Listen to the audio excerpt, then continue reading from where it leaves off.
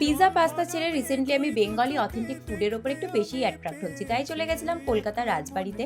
আর এখানে আমাকে ফার্স্ট খুব সুন্দর করে বরণ করে নিয়েছিল, তারপরে গিয়ে মেনু কার্ড ডিসাইড করা হচ্ছিল যে কি খাওয়ানো হবে।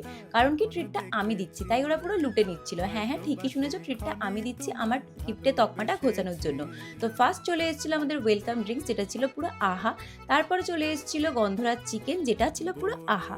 আর তারপরে 40 মিনিট ওয়েট করতে হয়েছিল আমাদের মেন কোর্স আসার জন্য। আর সেই 40 মিনিটে আমার আর্টিস্ট বন্ধু তার পুরো ক্রিয়েটিভিটি দেখিয়ে দিয়েছে কলাপাতা কেটে কাসুন্দি ঘেটে। তারপরে চলে এসেছিল আমাদের মেন কোর্স। এখানে দু রকমের থালি নেওয়া হয়েছিল, দুটোই ছিল হচ্ছে 949 করে, আর বাকিটা ছিল আলাকাটে।